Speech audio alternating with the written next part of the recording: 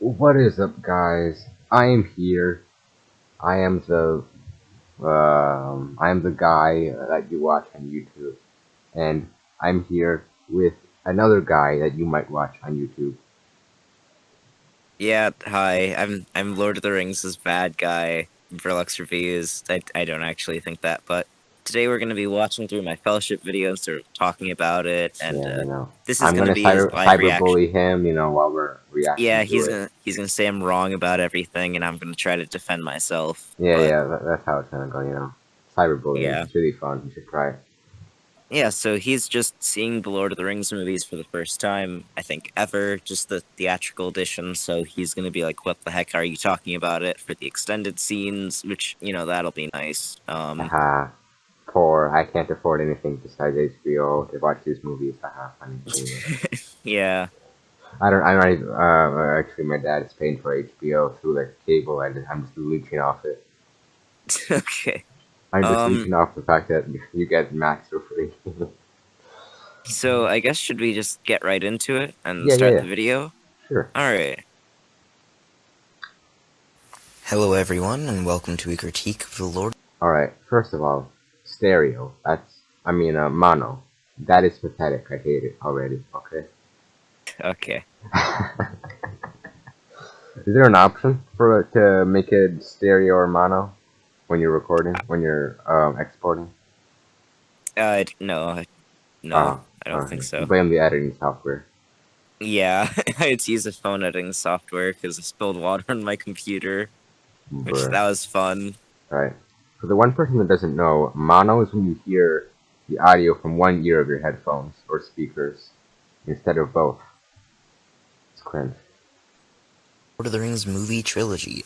In this series, I'll be pointing out all of the issues I found in the films and try to prove them with visual I references. can't hear the stream. I'll be Bruh. Time to expose my private information. Let's go. Hey! Alright. moving through the films chronologically. Okay, now I can see it, yeah. Let's just cut that bit out. Okay, Hey, welcome back, guys. Let's rewind to zero. Probably. I don't know. The let's words. rewind to zero and redo that whole thing. Nah, I'm gonna keep some of that. Right. Okay. Alright, but yeah, so let's get into the video. Go. Yep, let's do this. Hello everyone, and welcome to a Alright, let me just give my brief summary of the film, what I understood. Oh boy. Okay. Swordkai, very cool. You simply can't whatever guy somewhere here, I think. Archer man. Side character man. These are some good character summaries. I was about to say woman man, but I don't think that would work. Okay. yeah, it's conflicting characteristics, yeah. Elf woman or something, yeah. Main man or whatever, let's go. critique of the Lord. And old man. Old man, yeah, alright, not wizard man, but okay. Alright, let's go. Alright. Lord of the Rings movie trilogy. In this series, I'll be pointing out all of the issues I found in the films and try to prove them with visual references. I will be moving through the films chronologically and jumping to different points in time in order to support my points. This series will be split into 3 different parts, with 1 part per movie. This is my critique of the Fellowship of the Ring, Sort of a bunch so of let's get intro right garbage. into it. The first issue I have with the films is how Sauron is first defeated. Okay, you switched from mono to stereo. Yeah, that was not a choice of mine. It must have just been the editing software doing something. I don't know. Because right now, in my headphone, only one ear actually works. So I don't know if it ever changes from ear to both ears. Bruh. Yeah, I don't know. Can you get an F in the chat for brilocks' comments? For brilocks. Yeah, no, we're not live streaming this. Messed that up last time. But yeah, also, like, just in terms of audio recording, I definitely sort of wanted to get this video out, so I didn't do as well as I probably should have. Just a couple, like, pauses, or like, sniffles, or coughs, or just weird bits. Yeah. Alright, let's go. He's wearing armor that covers his hands, and a seal door cuts right through it and takes his fingers off. Now, I don't know what type of armor Sauron is wearing, but it should be able to stop a sword from cutting off his fingers, because that is what armor is supposed to do. After getting his fingers chopped... For that one, the shot I chose to be like, you can see he's wearing armor. It's just you can't see his hand; it's covered in shadow. So you could be like, well, is he actually wearing armor? But then we see once the fingers chopped off, it's completely armor. So, What even is Sauron, though? I think in the lore he's like some sort of god man, but in the movies, as far as we know, he's like a sorcerer who can make rings corrupt. No, but what even is he, bro? Like you don't even see his like internal organs or something come out of his like. What? We don't see the internal organs. We don't see blood at all in these movies, except for like a couple times on a sword, though. But like, I guess in the reference of the movie, or like in the context of the movie, we just have to assume he's like some sort of being. I guess doesn't really matter what race he is. That's just a powerful sorcerer. He's a walking suit of armor. Definitely. There's no one inside, actually, guys. Yep. Off Sauron for some reason explodes. Is this because the ring wasn't being worn by him? That wouldn't make sense, because when he was forging the ring, he wouldn't have been wearing it. And so as soon as he poured part of his soul into it, he should have blown up. Is the rule of the ring cannot be set? So for this one, I've had some people be like, no, well, you see, after wearing the ring, he would have grown like attached to it or reliant on it. So obviously, like he wouldn't be able to get removed from it. But like the thing is, he can already function without the ring. So why would he ever add like some sort of limitation in that makes him like he dies without the ring?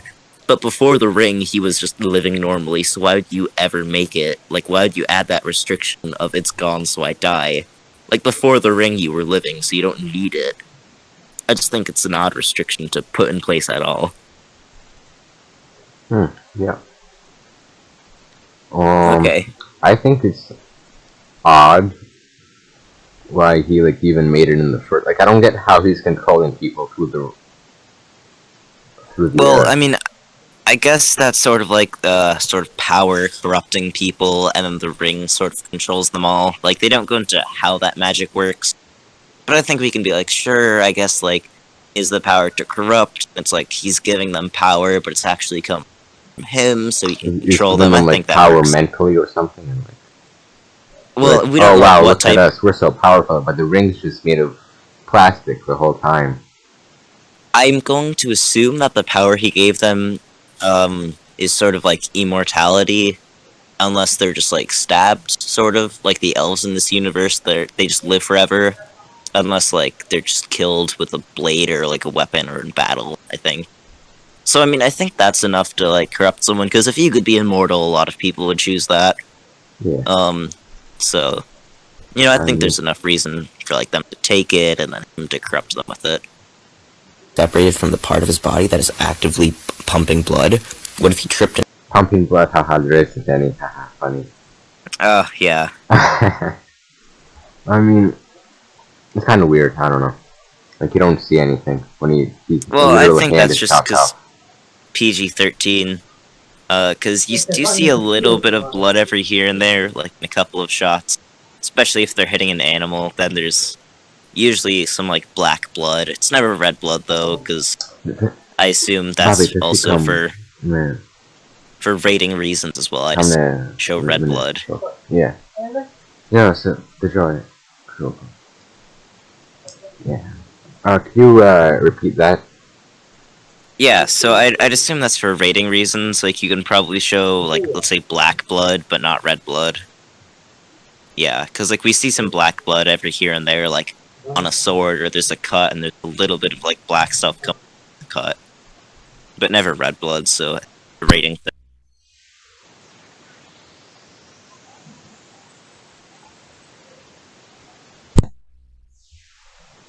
You still there?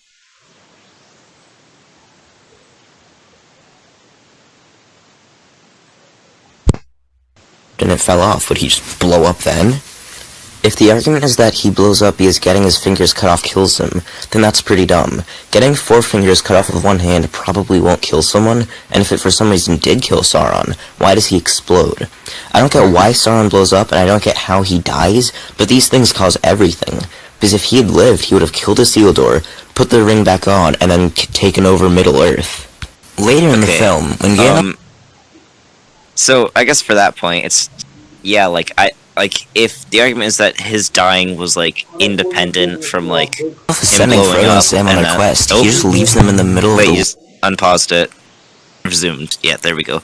Like I don't see why like getting four fingers cut off kills him, but like I suppose we could just be like, that doesn't kill him. It's blowing up that kills him, which just yeah. Why does he blow up? I don't know. It's the whole intro. I think definitely has some issues with Sauron's death, like how he has a magic mace and he doesn't just smack this guy in the head with it. He instead chooses to very slowly walk up to him, step on his sword, and then like reach out and grab him instead of bonking him with the mace. It's really weird.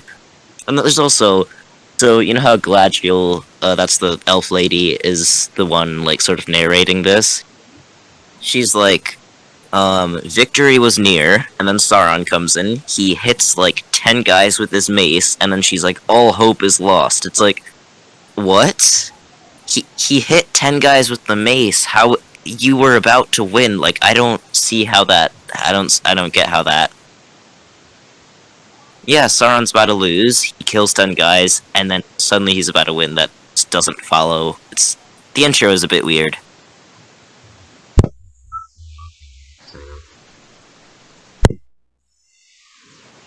Okay, you're not speaking. I can't hear you if you are. Bruh. I was gonna say, Yes, hey, that's not how Mafia works. You know, like the Mm. the joke thing. Do you have anything to add, or do you just sort of agree with all this? I'm kind of agreeing because, like, I mean, unless your army consists of 20 people, I don't see how 10 dudes getting smacked is going to considerably affect. And then, all right, we can continue. I guess. Sorry about that. This was cut out, never happened. Yada yada. Whatever. Woods, unarmed and by themselves. At this point, Gandalf knows that Sauron knows the ring is in the Shire. He also knows Sauron is looking for the ring, and that he needs it to achieve his goal. He apparently expects Sauron to not send the ring wraiths, which is odd because they are his most effective servants. When talking with Saruman, Gandalf seems shocked that the Nine have reached the Shire when that's actually rather slow. Gandalf went all the way from the Shire to Minas Tirith, and sometime after that learned that Sauron knew where the ring was. Then he went all the way back to the Shire, and then to Isengard. In all that time, the ringwraiths traveled from Minas Morgul to the Shire. Gandalf should expect the ringwraiths to be sent, so at the very least arming Frodo and Sam would help, but the best course of action would be staying with them. After setting out on their adventure, Frodo and Sam bump into Merry and Pippin. Merry says they've been stealing from Farmer Maggot, and apparently they've been stealing at a rate of once every week. If they come to this farm once every week, it's very contrived that they happen to be stealing in the few-minute period Frodo and Sam would be here. It's also contrived that while they could have been anywhere in the entire field of crops, they happen to bump into each other. Okay, It's also convenient that the Hobbit... Very, very convenient. Yeah, so I guess there were 2 points right there. Just the Gandalf leaving them alone. Yeah, I explained that more in my Two Towers video, but the ring wraiths, A, take a long time to get there, and B, Gandalf should definitely predict that they're sent. Considering how scared he is of them, he should stay with the hobbits instead of leaving them. And for that What one, I don't get is why Frodo has to be the one, you know? why he's the one to carry it? Yeah, because, like, you could just, like, put it in a box that's, like, sealed and just ask some guy to deliver it, you know?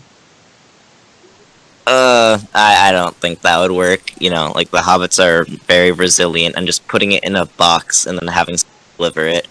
We don't know if that would work. So. Just have like a good warrior hobbit do it. I don't know. There's not warrior hobbits. They're very peaceful. They just smoke weed every day. You get drunk. That's what they do. and that's supposed to be like cigarettes and smoke, like tobacco. No, tobacco. Like I remember like I was like really like kind of like I was kind of mildly shocked that Gandalf was like. Toby, the best weed in the and then Saruman's like Saruman's like smoking their weed so much has made you dumber, like Maybe but then how it's like, so Frodo and Sam are gonna be there for a couple of minutes in the entire week, and Merry and Pippin are gonna be there for half an hour maybe in the entire week, so them crossing paths, it's like you could do that anytime during the week. Like for Merry and Pippin, but they happen to be there right when they are there. And then also, like, fields are pretty darn big, so them literally walking into each other, that's pretty lucky as well. Like, you'd Yeah. think, like, they clearly weren't intending to do that. Like, they literally just bump into them. It's like, oh, look, I bumped into you. Like, I think if they were walking down a path and heard them and were like, hi, guys, instead of literally walking into each other, it would be less contrived. But Yeah. it's still very contrived, the way it happened. Well, It's like, we could be here at any point during the week, things and we're that are here like now. 1 in millions do happen every day, Yeah, every sure. minute. You know, like it's not that out of the realm of possibility. I just think, like, sure, contrivances, coincidences can happen. I just think it's best to avoid them. And I feel like if they were like, yeah, we've been stealing, I don't know, more frequently, or if, like, it's they heard them and they went towards them, like, something instead of, yeah, we just randomly bumped into you. Like, I think contrivances, yeah, they happen and they're necessary for a story, but, like, you'd want to make them as believable as you can instead of, oh my god, I bumped into you, wow. Yeah. Hobbits encounter their first ring wraith by falling onto the road it happened to be going down at that time. When Saruman betrays Gandalf, he defeats him. Well, wouldn't the wraith be going toward the ring like sort of like sensing it? What do you mean? Like, how would the wraiths even know where it is? You know. So I assume that they sense it in a way. No, they don't sense the ring. Like, there's multiple instances throughout the movies in which they're close to the ring, and they probably don't sense it, otherwise they just ignore it. So, say they can't sense it, because otherwise it's just like, why don't they sense it here? Why isn't it more precise? Why don't, like, Well, there's a lot of stuff where... they go exactly where... How come they know that it's in the Shire, you know? Well, they know it's in the Shire because they tortured Gollum. There's like a scene in game. Oh yeah, like, yeah, I completely. Yeah, and he said it's in the Shire. The Shire's still really big though, so it's like, yeah, we're going to the Shire, and then one Hobbit's like, it's that direction. So if I'm like, it's in that direction, there's a lot of ways I could get there. I suppose it's just like, it's lucky one of the wraiths was going down this road, and also how they literally fell onto the road. I feel like it's not like, yeah, how they just happened to fall onto the road, and how the wraith could have been. Yeah, because they're like galloping earlier. Here they're just very slowly walking. What if it went there a minute later? What if it went there minutes earlier? Like, there's a lot of factors here. It's just convenient. Yeah, that makes sense. The road it happened to be going down at that time. When Saruman betrays Gandalf, he defeats him and then sends him flying up into the tower. For some reason, Orthanc has a massive hollow space in its center, which seems like a really impractical design. As the hobbits are leaving the Shire... So that comment was obviously a much smaller detail, but I'm like, why is this room so tall? Like, when you just want more floors and rooms, because, like, he sends them up flying for a good, like, 10 seconds. It's like, you don't want to have a tower that tall, but, yeah, just a minor detail. It doesn't really affect anything. Oh, I think I don't really get is, like, Saruman's betrayal, really. Like, if he could have just, like, not told Gandalf, you know? Just, like... What do you mean? Like not told Gandalf what? Like, not told him that he was gonna, like, join Sauron or whatever, you know? But he wanted Gandalf to join him. So it's like he's trying to Like, convince when you first refused, maybe he shouldn't have been, like... Maybe he shouldn't have closed the doors or whatever, and he should have just been like, okay, you die now. Zap zap laser of magic. So I guess what I would say is, like, Saruman seems a little bit too, like, I guess, aggressive. He's like, yeah, you know, they're gonna kill the hobbits. Like, maybe don't tell him that part. You know, maybe don't tell him this guy you care a lot about, he's gonna die now, and I'm on the guy who killed him, his side. Like, he's probably a little bit too aggressive for wanting to get Gandalf to join him. Because Gandalf's mostly just, like, bewildered at first, and then he closes the doors, which makes Gandalf attack him. So I sort of get what you mean, but, like, he does want Gandalf to join him, so he should tell him the plan. Or, like, why he's turned evil, basically. Yeah, that makes sense. The ringwraiths seem to already know to look for them, but at this point, all they've done was get off the road when a ringwraith came down it. So unless the ringwraiths can sense the ring, they shouldn't be aware Frodo has it. And we know they can't sense the ring because a ringwraith flies right over Frodo and Sam in the Two Towers and doesn't notice. At this point, Frodo hasn't put on Oh, the ring. spoilers. It's basically a super tiny detail. It's just sort of. I actually can't remember if it's like any specific ring wraith, but it's he flies over, they get undercover, and then it flies away. That's basically it. I can't really think if anything too important happens there. Frodo's like, oh, the ring, I might put it on, which almost happened when they first found ring wraith, so it doesn't really. I don't think it tells us too much, but I can't remember it off the top of my.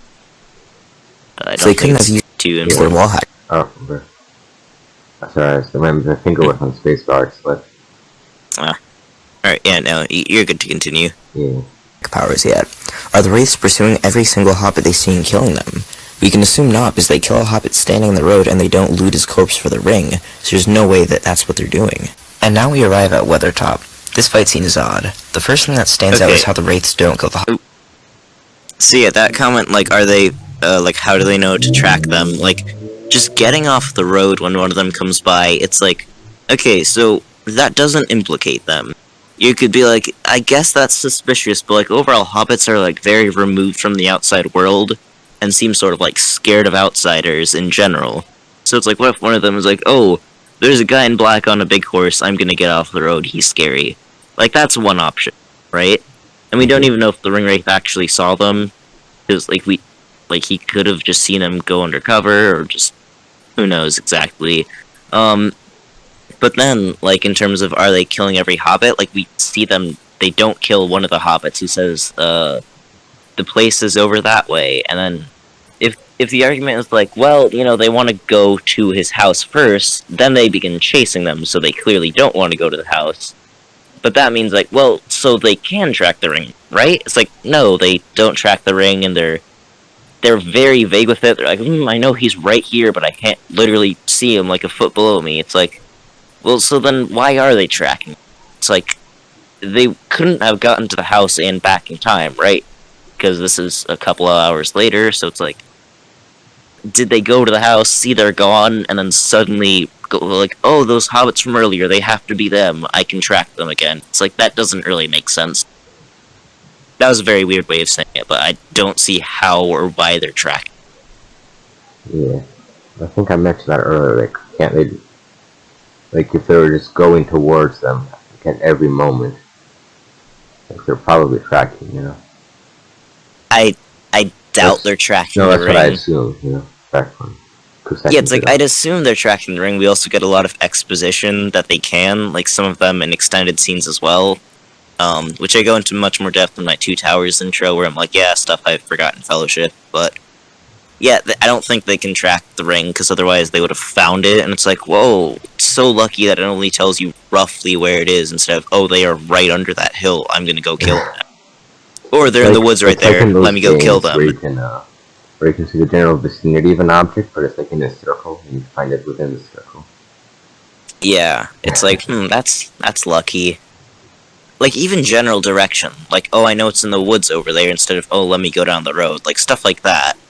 And general direction. It's like, oh, I'm going in this direction, I see 3 guys. Then I fly over them, oh, it's back that way? It's gotta be those 3 guys. It's like, it doesn't really work, necessarily. Like, I don't think they can track the ring, because that just makes even more issues, I'd say.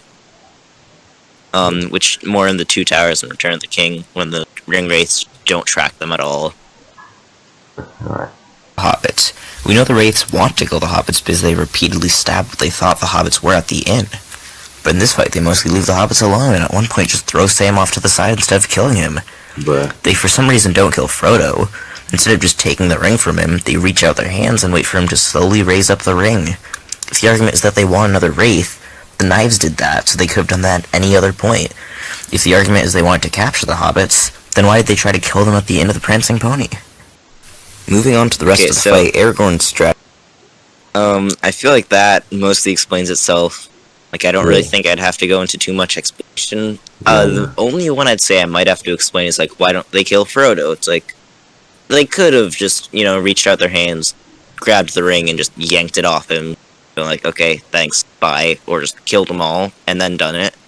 Instead, they're like, they sort of stand around, and then they're like, oh, wait, the whole reason we're there, oh, look, that guy's the ring, I'm sorry, I completely forgot about that. And then they walk over, Frodo backs up, and they're like, okay, now we have to get the ring. It's like, what happens is, I believe they walk up, they throw Sam to the side, they shove aside Merry and Pippin, walk towards Frodo, and then I think he falls down, and they just sort of stand around waiting for a couple of seconds, and then he takes out the ring, and they're like, oh, right, the ring, the only reason we're here. Almost forgot about it, and then they go up and then reach out and then don't just grab it off them or kill them all. It's kind of odd. I like how they throw Sam in there, like, you're irrelevant. Yeah, they just throw him off to the side. It's like, just stab him!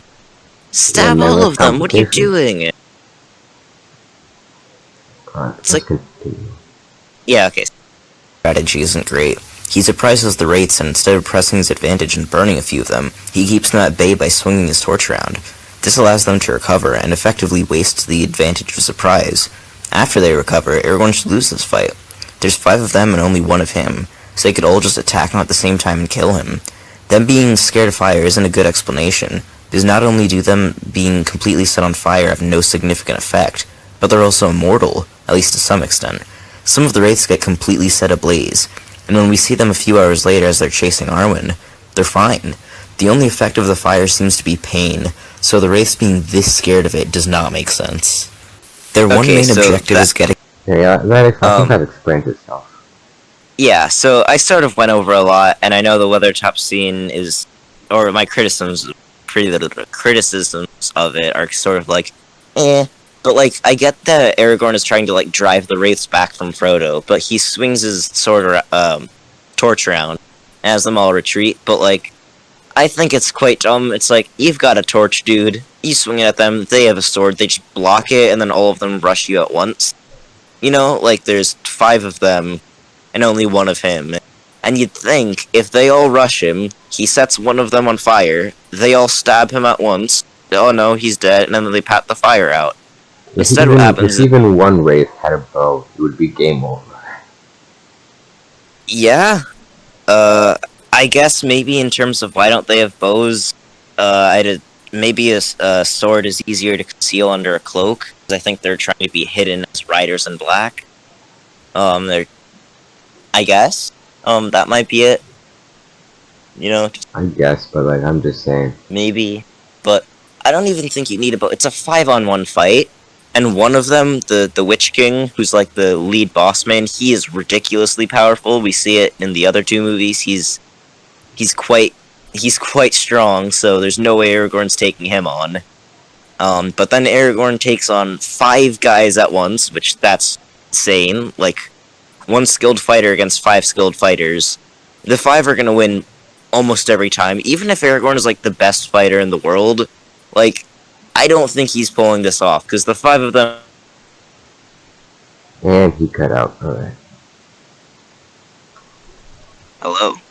Oh, I can hear you. You hear me? Yeah, I don't know why Discord sort of crashed. It doesn't say you're streaming it. Oh yeah, because I closed Discord completely. Oh. Oh, bruh.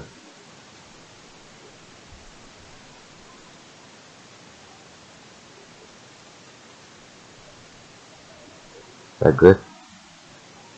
Alright. break into the tomb. Oh, you wish to we're say- around. And They're fine. Can you talk? Or are they? yeah, we're basically there. Yeah, do Yeah, you have their anything one to main say on the Weathertop? Objective is We're getting gonna the stay out ring, where we so are. surely suffering pain in order to retrieve it would be... The fire seems to be pain, so the Wraiths being this scared of it does not make sense. Their one main objective is getting the ring, so surely suffering pain in order to retrieve it would be worth it. If the argument is that Aragorn could take on all 5 of them, then not only do we not know that, but why is that the case?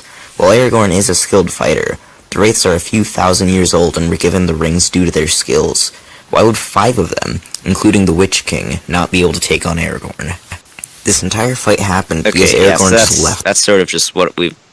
That's basically just what I've been saying in this very drawn-out explanation. But, yeah, that's just summarizing my issues with the fight. The hobbits alone for hours in order to look around for, something. He left them alone while the ringwraiths were tracking them, and they possessed the most important thing in the world. He also happened to return at the exact moment he needed to in order to save them. When the wraiths are chasing Arwen and she causes the river to flood, all of the wraiths see the flood coming and decide to try to outrun it instead of getting out of the river and waiting for the flood to stop. Yeah, I thought the same thing. I was like, dude. Yeah, okay, so if we you can look just at... walk a few steps back, and you're good. Yeah, I mean, look at how close some of them are to Arwen, and then look at how close some of them are to the other shore. dude, just keep Why following would them. why would you ever go downriver instead of to the bank, wait for it to flood, or just right to Arwen and then go stabby stab? Like, even if one of them goes up to Arwen, and let's say she beats it up, there's still 8 guys on the other bank. Like, and if the argument is, well, you know, waiting for the flood, that just wasn't an option, then I'd be like, why do they gallop downriver instead of at Arwen? Like, there's no excuse for this. Like, they could either go and try to attack I mean, there is Arwen an all at the same excuse for it, time. 'cause this is an excuse to spot armor. Well, it's really dumb on the ringwraith's part. Like, your choices should be go back to the bank, wait for the flood, and then Frodo's about to, like, die or whatever, so just, you know, Arwen's gonna be very, like, oh no, Frodo, you're gonna die, so then the flood, which shouldn't last too long, even if it does, just go to Rivendell anyways and go attack her, like, she can't get that far. Like, she's heavier, she's got Frodo as well, like, you know, it's like, why would you not go to the bank? And then also, you've got 10 seconds, so just look at how close they are to Arwen. That's like a couple of steps away, especially the guy all the way on the right. So, like, just go back to the bank I just over to thought of a Arwen. counter-argument, but it's really stupid. Oh boy. One could say the horses got scared. I don't know. They seem to have, like, an inhuman control of their horses, as we see in future films. Or, like, of their mounts. So, I don't know about that. And, like, why would... Like, you'd still think you can force the horses to run one way, you know? I mean, I've never ridden a horse, so I wouldn't know. Yeah, I don't know either, but I would assume, like, so first, yeah, they have an insane amount of control over their mounts. Like, I'd assume it's some sort of telepathic communication, because, like, they can get them to do very specific things in later movies. But also, you'd still think you could control a horse anyways, and, like, sort of get them to run in a general direction. I don't know, I'm not a horse guy. Alright. Makes sense. So they can cross the river, kill Arwen, and take the ring. When the Fellowship sets out from Rivendell, I have to ask, what is their plan? They decide to go south and make for the Gap of Rohan, and if that doesn't work... What I want to say about the Fellowship is, maybe you didn't think of this. This is the most important thing in you're transporting the most important object in the world. You'd think, like, what, I don't even know how many guys, like 10 guys? Or like 5, 10, I don't even know. How many guys is it? They've got 9 guys. You'd think 9 guys is what they would send for the most important mission that's ever faced, like, the world. Okay, so the argument is it's mostly meant to be a stealth mission, because, like, if you have too many guys, people will notice and be like, ooh, what's that? But my bigger issue is people they bring. They bring along 4 people who are basically useless in every scenario. The 4 hobbits, I mean. Yeah. Like, Frodo, he's the ring bearer. Sam, they're best friends. Merry and Pippin, why the heck do they come? Like, if you're gonna bring 4 hobbits, that's half of your group useless, so at least bring a couple of other guys to make up for that. You know, like, it just seems like a bad plan. In any fight, you've got 5 guys who not only have to fight the enemy, but protect these 4 useless dudes as well. Like, yeah. either make it more than 9 guys, or don't bring along 4 useless guys. I mean, even if you It's do, who cares about stealth if you bring a whole army with you? You know what I mean? You can well, just I defend mean, yourself. I don't know, because I feel like Sauron's army... Okay, so, like, they only win the war, or, like... It's... Okay, so I guess in terms of army, Sauron, he has some powerful armies, dude, so I don't know how that would work. Okay. You know? Like, I don't know how big of an army they can muster at Rivendell. It seems like the elves are sort of dwindling. like what I just want to say is, let's say this health mission, like they just get discovered, stealth over, Yep. It's 9 dudes against an army in that case. How is that gonna? There's no backup plan for the most important mission that will ever exist. Okay, so it's like they either bring an army and could still get crushed, right? Because Sauron Yeah. has a lot of bad guys, or they could have 9 guys and just hope they don't get noticed. So it's either make yourselves a lot more likely to get noticed, like you'll do better, but you'll still probably die, or you're a lot harder to find, but you will die. It's like, I think they chose the second choice because they're not going to find you nearly as easily. So it's like, do flares exist in like these times? Or like flares? not like not like a. Oh yeah. Because Gandalf could do like the fireworks with his spawn, right? Yeah. So, couldn't you just like have like several like militia type armies, like small little militias like follow you from like a certain amount of miles away? So like, What if that one group achieve? gets discovered, like the main group isn't in jeopardy, I don't think that would work still. Like, I just, no. That makes sense to me. I guess like you have like let's say 5 groups, and they I don't know they Okay, communicate via like Gandalf's firework flares or whatever. Okay, so big issue. You probably don't have the guys to do that because it's again seems like the elves are sort of dwindling away. And secondly, it's like you'd still get killed by all the armies, so it's like that would just you'd still die. And that would be way more noticeable. Like 5 large groups of people even spread out would be more likely to be found than one very small group. Yeah, I guess. So yeah, that's it my was contrivance stealth. with that. Well, it's a stealth mission, so I think it works. They're supposed to be stealthy, hiding, very covert operation. Yeah. So yeah. I mean, if I was in charge of this operation, I would just get like like maybe not even ex-military dudes, like maybe like currently in the military. I mean, Okay, whatever so military they have, I mean. the elves of Rivendell seem to be mostly peaceful, so I don't think that would work. And again, I don't think they have the guys to make it. I mean, can't you just like wait a few days, send for a few guys? No, like I don't. Just gather like the best dudes ever, Like I do not think that would work. Like it's a stealth mission because they could get crushed by the enemy if they were discovered even with an army. Yeah, I don't know. I think like a lot rides on like convenience in this mission, What do you mean by that? Like, oh, it would be convenient if you don't get discovered. You kind of count on the whole thing. Okay, no, that's not necessarily a convenience, because, like, it would be the exact same if they had an army. They only survive if they don't get discovered.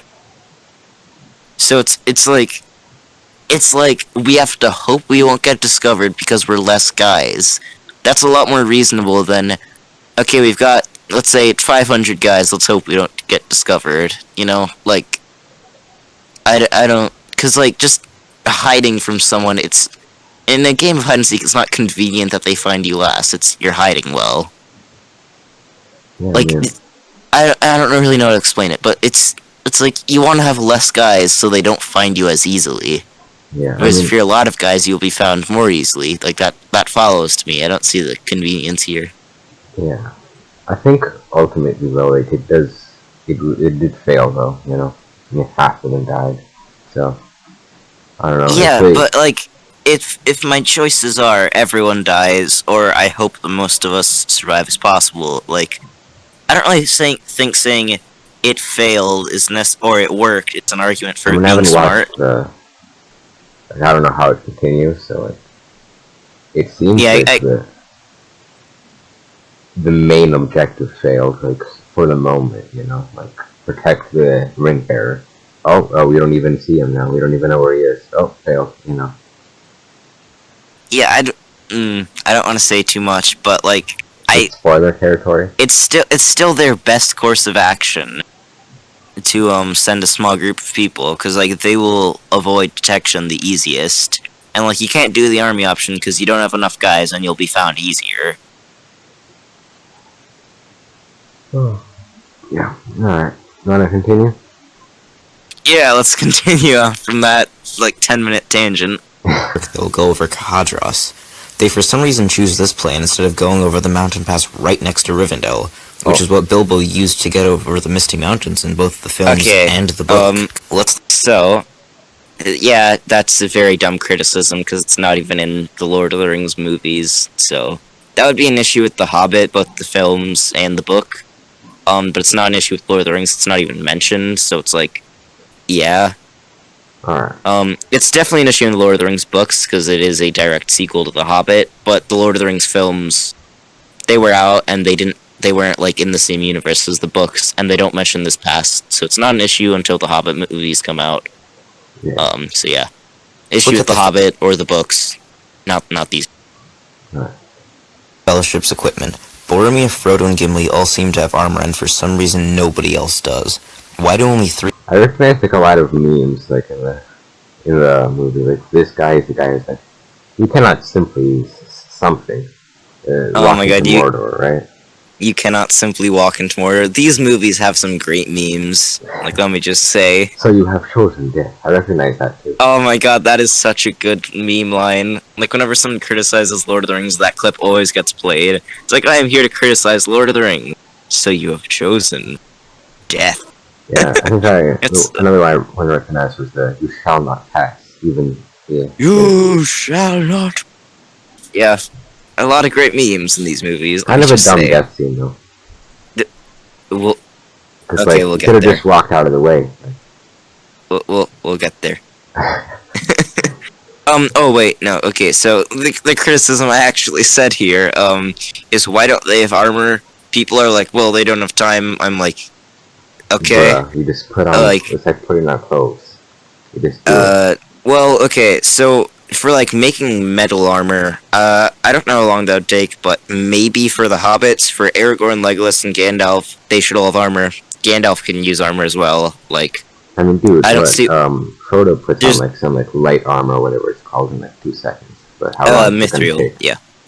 I mean making armor. Like that armor already existed. But they don't actually know Frodo has armor because it's a surprise to them all. But in terms of like metal armor for the hobbits, I'd say sure they might not have the time to make it. We don't know how long it is. We'll just assume it's like a week or something. I don't know. But like other types of armor, like gambeson or leather or some type of armor, I don't know historically accurate these are. Armor, just like ready. They don't have armor or the ability to make armor in their size. I guess. And then for, like I said, Aragorn, Legolas, and Gandalf, they should all have some type of armor. There's no reason to assume they can't use armor. Being like, well, Legolas walks on snow, and that wouldn't be possible with armor. He has, like, metal knives and clothes. He's sinking into the snow anyways, so I don't really think it matters. Oh. For Gandalf... for Gandalf... I thought that was you paused. Oh, yeah. My bad. But, like, he could use armor as well. Like, again, it doesn't have to be like, oh, full plate armor. It could be mail. It could be gambeson. It could be any of the other types of armor. I'm not a historical guy. I just know about, like, more sense to bring a young wizard instead of an old man wizard. What? It makes more sense if you bring like a young wizard instead of an old man wizard. I think the wizards are like very special, and there's only a few of them. So I don't know if that information is in the movies, but like. We have to assume there's few of them because we only see 2, Saruman and Gandalf, and there's like some sort of order or something. Because Gandalf says he's the most powerful of my order, so I guess we have to assume there's only 2 of them, which means it's an odd line. We just have to assume there's no. Implies there are other orders. No, it implies he's in an order. So we have to assume there's other wizards, but I'd assume for time restraints and Gandalf being like the guy with them. He's the reason they come. Like, they don't have access to other. I don't know. Just, but yeah. Oh, let's bring an elderly guy with us. There is the death. Well, I mean, he is still very, very powerful. Yeah, no, like you know I'm joking around. So, right? No, yeah, I get. making sure. But yeah, there's no reason Gandalf can't use armor. Yeah. Like saying his magic doesn't work with armor. What? That's not in the movies. Like, why would that? Why would that be the case? Yeah. And then for Aragorn, he could still use armor as well. Like they could all use armor basically. Doesn't have to be male. Just some type of armor is better than nothing. Yeah. Ah, that's cool. Gimli all seem to have armor, and for some reason nobody else does. Why do only 3 of them have armor? Even if they're all very skilled, they could still use armor. As far as the Fellowship knows, Frodo doesn't even have any, and he's the very important one, so they should at least have given him some. But I guess we needed the surprise moment of the Mithril armor in Moria. Why do Merry and Pippin come along on the quest? Wouldn't it be more advantageous to bring along some more qualified people? Yeah, I think we went over this, right? Yeah, we went over this. Alright. So I figure Yeah, we'll just let it play out. Yeah, just let it play out. They don't bring along many talents, and they mess up multiple times when the Fellowship is trying to be stealthy, the biggest instance of which is in Moria. They could be useful as ring resistors, but in basically every other situation they would be complete. Yeah, one of them really causes the death of Gandalf. Yeah, one of them causes Gandalf to die. It's a very big mistake. I'm Right. like they're useless in stealth, in combat, in like general just traveling. So probably other people would be useful. And if it's like, well, the ring resisting trait so useful, they weren't in the original plan. So I call BS on that. But also still bring along a couple of other people. Like a couple of other people wouldn't hurt, who would be more qualified and able to like make up for stuff. But I don't. I mean, if we're gonna assume some dudes die on this quest, like 20 or 25 isn't unreasonable. Yeah, just push it a bit more and add some more qualified people, basically. Yeah. Useless. Why did nobody in the Fellowship prepare for the quest by studying maps or at the very least going over their plan? The line where Frodo asks which way Mordor is serves as a great joke, sure, but it shows just how little he's prepared for this quest. The Fellowship seems mostly unclear on where they're going, how to get there, and what they're doing. My first issue with Okay, the entire so- Moria sequence. So yeah, for there's a lot more evidence in future movies, but they have, like, no idea about any geography, which, like, okay, I'm going on a quest across the world. I should figure out what's in my way, where I'm going. Right? Like, let's say I have to get from point A to point B. You're not going to learn about what's in between them. Why? Like, why would you choose to not study? Let's say they're going to Mordor. Let's learn a little bit about Mordor. How are we getting there? What are we doing? What's in between here and there? You know, what's dangerous? What, like, they learn nothing. Like, it's very odd, but they just set up from Rivendell completely blind. It's like, what if you get separated from them? Like, why would you not prepare for this? Like, you are on a very dangerous quest. The most Let's say important one in the Gandalf- world. Yes, the most important one in the world. Prepare a little bit, please. Like, it's... You need some information here. Like, don't be like, I have no idea which way to go. It's like, really? You should know which way to go. At least Like- bring like a cartographer. Like, let the useless guy be the cartographer, right? Well, they have Gandalf, Legolas. Gandalf, Legolas, Boromir, and Aragorn all seem to have a general sense of geography. Aragorn and Gandalf seem the most knowledgeable. But, like, the hobbits, like, again, just prepare a little bit. And the Fellowship as a whole has no idea what the plan is, except Gandalf. And then he dies, and Aragorn's like, okay, so this is what we're doing. It's like, was that the original plan? Just, Nope. like, find a way over impenetrable mountains. Okay. Yeah. And also, Gimli says, like, the very air there is poisonous. It's not. Not. But, yeah. Sorry. We can continue with that. Alright. Unless you have something to say. No. Oh, wait, actually, I think you skipped this, but why does Gandalf have a giant eagle? Or whatever he wrote. Oh, so for the Eagles, I'm going to, for the benefit of the movie, say that's an ability of Gandalf. We don't really know how they work. It's sort of, Gandalf has a little moth guy he talks to, and the moth guy can communicate with the Eagles, and the Eagles can help Gandalf. So we just have to assume, I guess, it's some sort of, like, power of Gandalf where he can, like, talk to wildlife and help them, I guess. Do you see wildlife in this movie? I mean, we see like wildlife in. Like I mean, Well, what do you? like a living creature besides the horses, I guess. Well, I guess what I mean by like Gandalf seems to know about stuff is like first I don't want to be like, well, he's a wizard, you know, blah blah blah. That No, explains it, but what I'm saying is uh,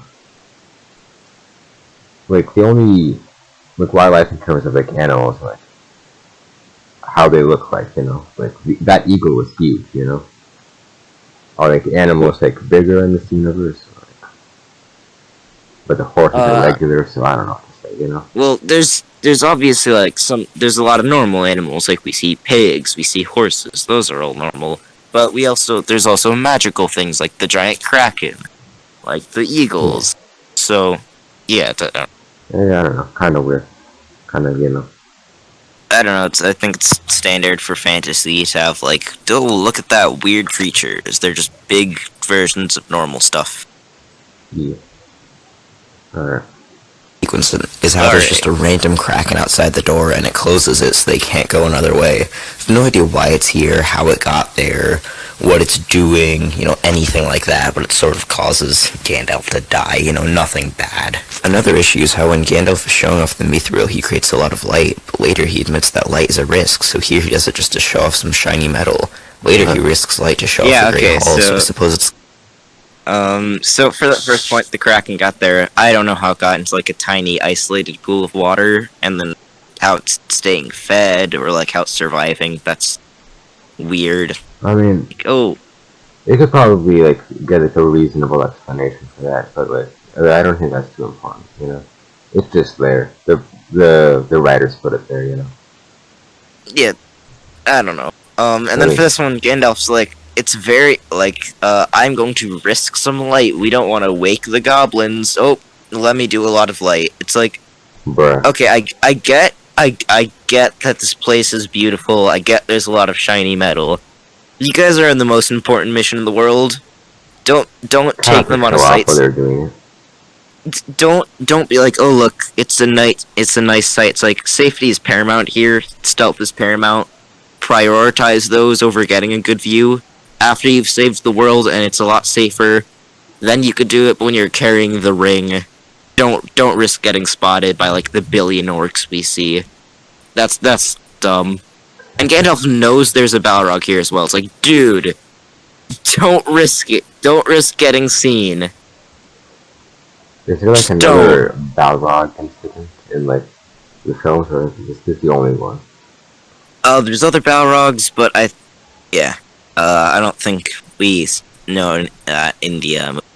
So it's a one-time convenient to kill Gandalf off. Yeah. Well, I guess it's like the dwarf.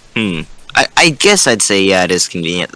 The Balrog here, I can't think of why it wouldn't be, but I'd have to rewatch Fellowship again. Yeah. Yeah, I guess it's just odd that they dug too deep and awoke a Balrog. Like, are there other Balrogs elsewhere that would be awakened? Like, we don't really know. Yeah.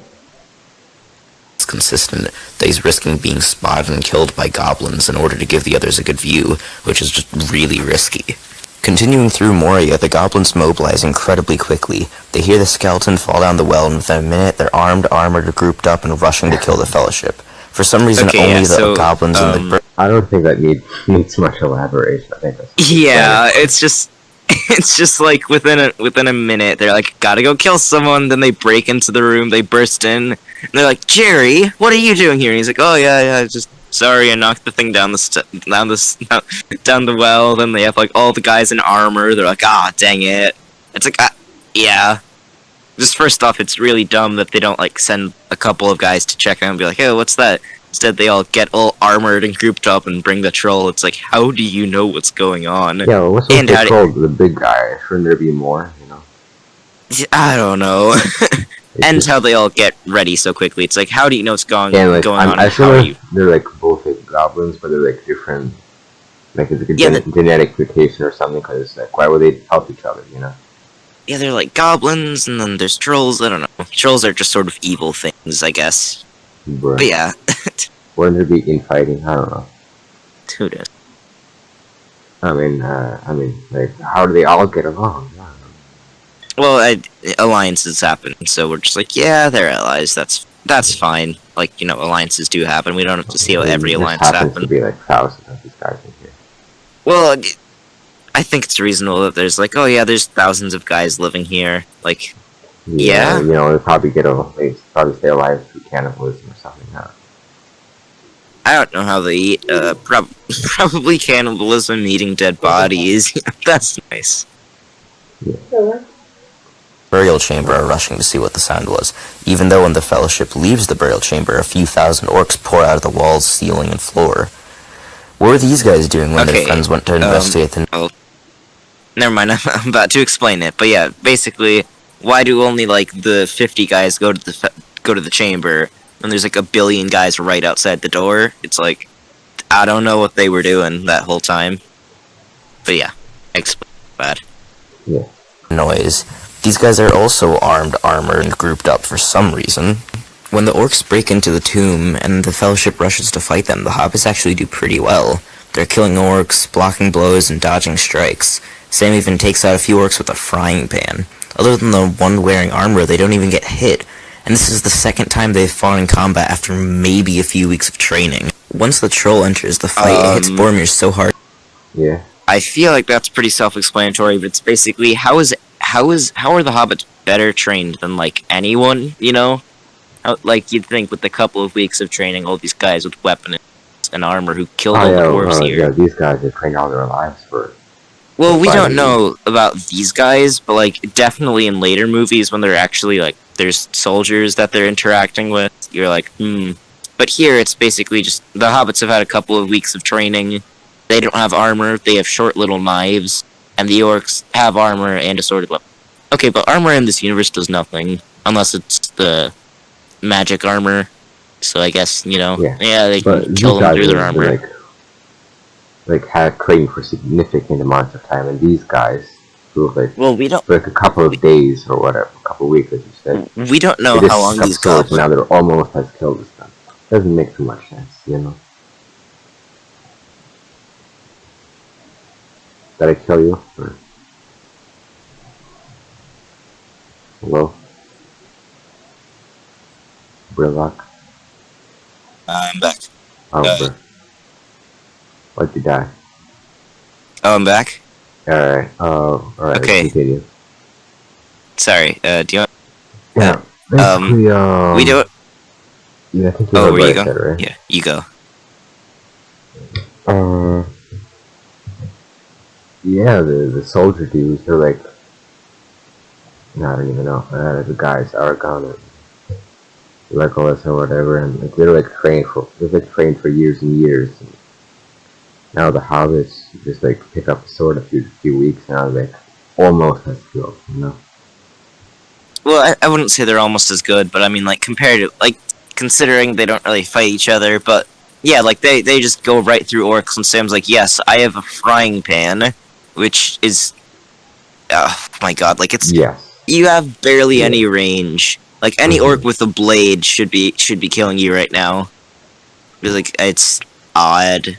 Yeah. It's of course, the only one in this fight who actually gets hit is wearing armor. That's so lucky, considering you guys have had a couple of weeks of training. Why does he fall down and almost, it looks like he's dead or something? You just I'd assume he just gets the wind knocked out of him. You get hit hard, you're like, oof, but then I go into it. But yeah, these hobbits shouldn't be doing so well. The orcs are bigger, presumably stronger. They have armor, more reach. These guys have knives, no armor. They've been training for a couple of weeks. Yeah. I don't buy that they're this good. Yeah. No. Especially if he flies 20 feet and smash. Did I? Do you want to just roll it back a little bit? Yeah. Training. Once the troll enters the fight, it hits Boromir so hard he flies 20 feet and smashes into a stone wall. He's completely fine after this, of course, but his chest and his back should be just crushed. Later in the fight, the cave trolls... Yeah, I think that's not explanatory. It doesn't really need much. Yeah, I think that's in the extended edition as well. So you probably missed that when you saw it. Yeah, basically, the guy walks in, the troll walks in, hits Boromir, and he flies 20 feet into a stone wall, and he just gets up. Yeah. I think I was in dumb. the movie, I don't know. Oh, okay. I don't know. Well, Stabs continue. I mean, I could pull it up. Just go to the exact moment and check. It's fine. Frodo in the chest with a giant spear. Frodo's armor blocks most of the blow, and he doesn't get hurt. While his armor seems like it would be useful for preventing him from getting stabbed, there would be a ton of blunt force behind the blow, and Frodo's armor wouldn't stop all of it, so he should be much more injured than he is. When the Fellowship reaches the top of the Great Staircase, Gandalf waits behind and tells Aragorn to lead the Fellowship on. I took him saying this to mean that Gandalf was going to stay at the top of the stairs to try to hold back the Balrog, but nothing changes, and he leads them on himself anyways. The Fellowship Yeah, so begins that's just jumping a over weird the line small of gap, and for dialogue. some reason they don't. Gandalf being like, Aragorn, lead them on, and then Gandalf leads them on. It's like, why did you say that? I don't know. But yeah. Send Frodo Sorry, first. it's just mostly He actually small. waits, and he's one of the last two people on the stone pillar. Aragorn tells him to lean forward, and somehow this actually works. But two people leaning forward on this gigantic stone pillar would not influence it in any way. In Lothlorien, Galadriel tells Frodo that even the wisest cannot predict what will be seen in the So, okay, yeah, so for that part, it's basically, why don't they send Frodo first? He's the ring bearer, Yeah. like, he almost dies, and then, This yeah, two people leaning send forward. most important man first. Yeah, you'd probably want to send the most, or like Legolas first, because he's Scout Man or whatever. Just do it anyways, and And then Frodo most probably. important man second. Yeah. Yeah, most important man probably second. You don't want him behind, especially when the thing falls behind them. You're like, okay, don't let something else fall in front of us. Let's send Frodo first. It's weird. Yeah. And mirror. then And then a I minute heard later, you she's like, earlier. Yeah. Earlier you mentioned how Gandalf seen death was stupid because he could have walked away. What do you mean by that? Because I think I Like- might know. If he just walked a few seconds earlier, he wouldn't have been caught by the thingy. Oh. Because like the thing falls down, the Balrog falls down, but then there's a couple of seconds, and then like a whip or something. He just barely catches his leg or something, and he falls down. Okay, so I'd say like in that scene, basically it's. I agree they do stand around a bit, especially like they reach the bridge and then Gandalf stops to look at the Balrog instead of just continuing to run. There's a lot of, not really a lot of. There's a few moments where he just sort of stops and looks at the Balrog like, that thing's dangerous. Oh right, I should run instead of just running. And then, yeah, he probably could have turned and walked away before the Balrog whipped back at him, or maybe he could. Considering how narrow the bridge is, the Balrog would have literally had to tiptoe across it. So Yeah. I'd feel like Gandalf is probably safe going a little bit further before he turns around, but I don't know. I mean, You know, like, yes, the if Balrog has he wings, had they walked don't. away 1 second earlier, he wouldn't have been hit. Yeah, it would have missed it. I'd have to see It's the exact extremely timings of unlucky. that. It's like the odds are like. I mean, I'd have to, things that are like against the odds happen all the time, but like still, bruh. Yeah, I'd have to see the scene again to see the exact timings, but I assume you're like, he defeats the Balrog and then sort of stands I can around. pull up the scene if it's. No, it's fine. We can just go off your word and then check it on our own times. I guess you people watching the video as well, we're going to be knowing. Go do that. Yeah. But I assume it's. I think I kind of remember it's. The Balrog falls down. He sort of stands watching it, waits for a little bit, and then goes instead of just hits it off. Okay, there's guys shooting at us. Let's go. And if the argument's like, oh, the Balrog has wings, so Gandalf couldn't let it tiptoe, its wings don't work, so no. Yeah. Onwards! yeah, I know what you saw. Celeborn tells them that they are somehow Okay, being... so yeah, that one we sort of talked over a little bit, and it's pausing. Sorry about that, we're not entirely synced up. But basically, she's like, no one will know what you saw, Frodo. And then, he looks and she's like, I know exactly what you saw. It's like, wait. Bruh. But then it's not He just because of contradicted his... himself, man. Yeah, it's not because the ring was out and she jumps away. It's because she sees it in her dream too. So he knew he was gonna. Like that's. Yeah, it's not. Oh, you reacted that way. I know you have the ring, so I know you would. It's like that. Yeah, that's why. It's not because. Funny line of dialogue doesn't really affect anything. Yeah. Yeah. Tracked. At this point, they've just left I mean- Moria, and They could have just been straight up lying, you know. Yeah, no, I just funny line There's no dialogue. evidence that they weren't lying, so I think it's safe to assume. Entered Lothlorien, so how would anyone be tracking them? I assume the line is referring to the Uruk-hai, but they just set out and they have no way of tracking the Fellowship as far as we know. How exactly did Saruman get his Uruk-hai? We know that orcs are created by twisting and torturing elves, but Saruman seems to find thousands of them underground in little mud pods. He apparently breeds orcs with goblin men, and this for some reason means that Uruk-hai are stronger, can withstand sunlight, are born as skilled fighters, can smell people from miles away, can travel great distances at speed, and are born as adults. This makes Okay. very little sense, and this is how... So that one, yeah, just how does he get Uruk-hai? Like, let's say, yeah, like, orcs and goblin men somehow make little incubation chambers underground where you have to dig them up, or you have to plant them in the ground, bury them, and then dig them up. I don't really know how that works. Biology. Or, like, why they grow... Yeah, why they grow up as adults in these little mud pods, and Or you have to maybe cut them loose, and then why... why they're... They could have grown Ego. in the mud to adults before they come out, you know? Yes, what are they eating? How does this work? Is Isengard really just one being birthing them? Like, I know this is a dumb, but Yeah. it seems really weird. And then also, how are they, like, after, like, a couple of weeks after their birth, or even days, depending on the Uruk-hai, it's like, yeah, you're a good soldier, here's some armor, and now you can fight. It's like, okay, Sure.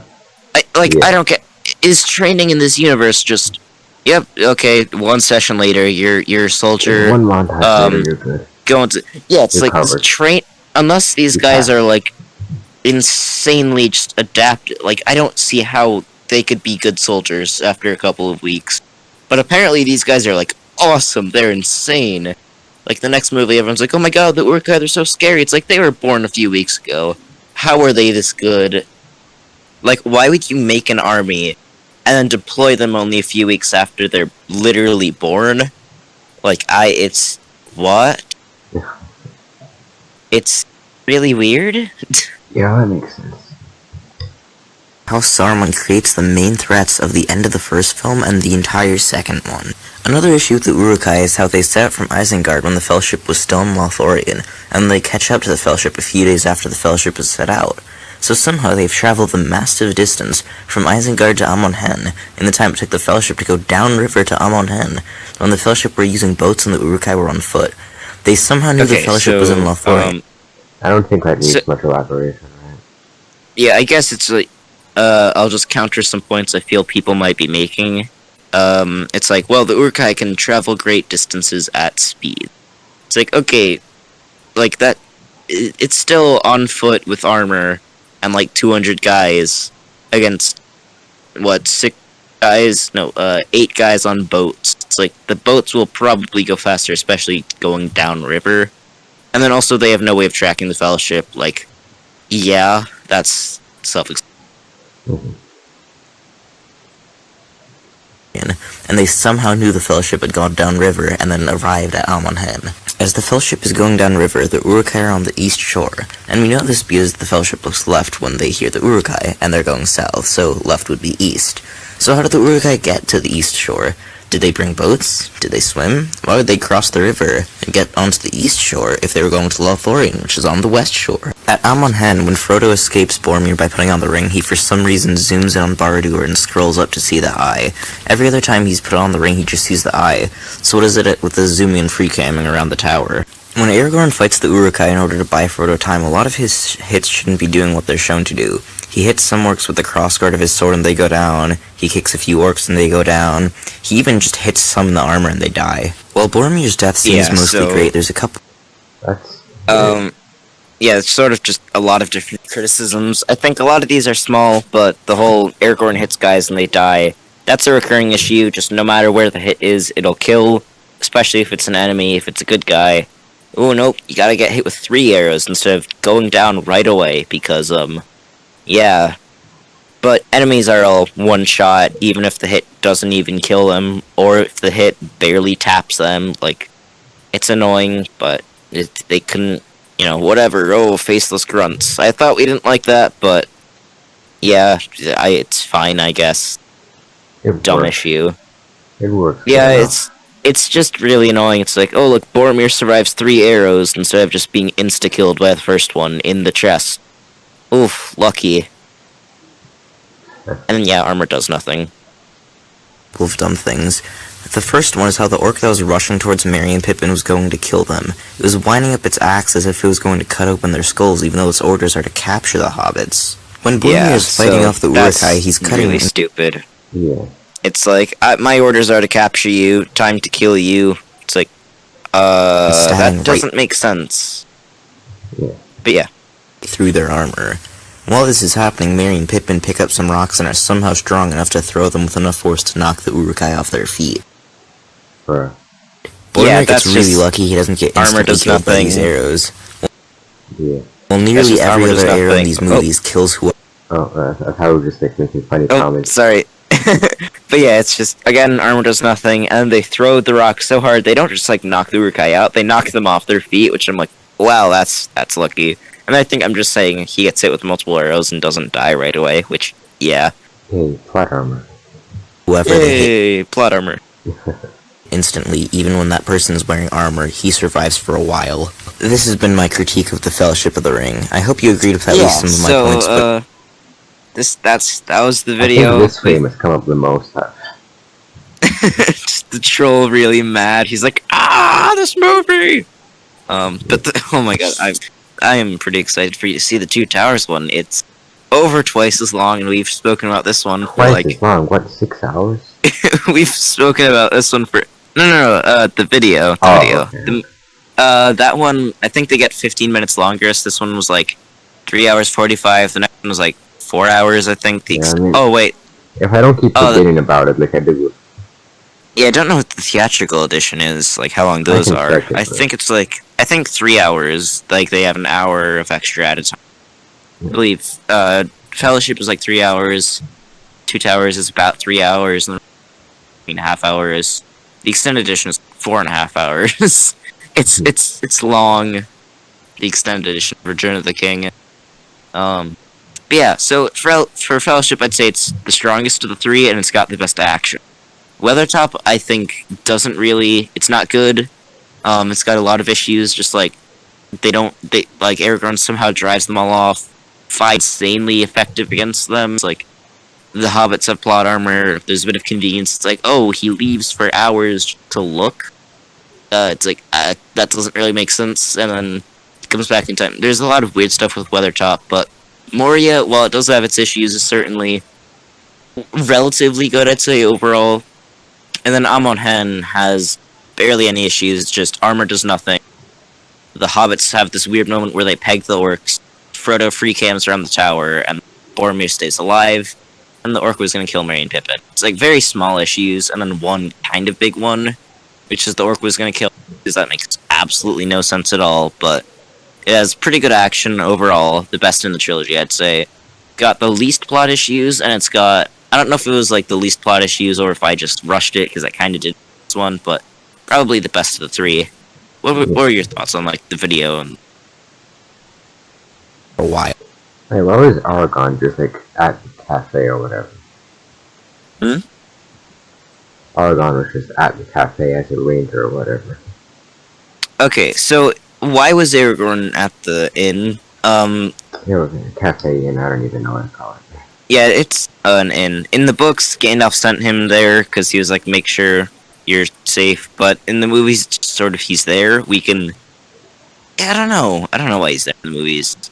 Someone in the comments, let us know. Yeah. But I don't It know. was a one paragraph, like a several paragraph essay on. Oh gosh, no. In the movies, they could have just had some sort of line like Gandalf. Does Gandalf say he will meet the hobbits there, or someone will meet the hobbits at the end? He says, "I will meet you at the." Yeah, 'cause they wait for him and they don't find him. Yeah, he says, "Wait for me." He doesn't mention someone else, and he also. I don't think at Rivendell they mentioned. Yeah, we sent Aragorn ahead in case I didn't arrive. Which, oof, that level of precaution. Ugh, you know, like if that would have been there, it would be like, okay, yay, they're making sure if one of us dies, you guys are ready, even though they don't do that later. Yeah, when like they're praying. but it's Hell. not in the movies. So Yeah. yeah, it's like, why wouldn't they have some sort of line about why everyone's there? It's just sort of there. We have to assume maybe Gandalf sent him and then never mentioned it. You know, I don't know. Odd. Yeah. This has been my critique of the Fellowship of the Ring. I hope you agreed with at least some of my points, but if not, I'd love to see your responses in your own videos or comments. See you all in a couple of weeks for my critique of the Two Towers. Yeah, so that one's out. Bruh. Oh. Nah. No, don't play. Yeah. And then the Return of the King one is going to be longer, probably, than Two Towers one. Probably by a couple of minutes. I've got the most notes on it. Right now I've got 7 pages and I've still got like 40 notes left. Yeah, and this is only first draft, but I have to say, Return of the King is definitely my favorite. I think it's the worst. It's got some issues with how the ghosts work. I love the Pelennor Fields, but the Nazgul are a huge issue with it. It's got a lot of weirdness with its like sort of timeline and like how long it takes to do things while other things are happening. Yeah, it's weird. And then Two Towers. Two Towers is just really funny. Like, some of its scenes got this one fight a little bit more than halfway through the movie. People who've seen the video, you know what I'm talking about, but it's hilarious. Yeah. It's, yeah. Mhm. But, yeah, So, thank you guys for watching. This is pretty fun. If anyone, like, is like, oh no, brilocks, you're completely wrong, and Lowmaster wasn't, like, a diehard fan, so he wouldn't know, I guess message me on YouTube, leave a comment or something, and I might try to you can add message you on to a YouTube. Discord. You can message on Yeah, YouTube. Or, whatever, leave a comment on one of my videos, and I'll I'll put get a my Discord notification. server link in the description, so you can join and cyberbully us both in the server if you disagree Yeah. with us in any way whatsoever. Yeah, and keep in mind, this is his first time watching the movies, and it's the normal version, the theatrical edition. And if you want to like do a debate or something, that's fine. I just have to rewatch the films first to make sure and add any points I have. But Yeah. yeah, thank you guys very much for watching. This was very fun. I'm a bit tired, so some of my points have probably made no sense at all, but I enjoyed it, so thanks for watching, guys. Yeah.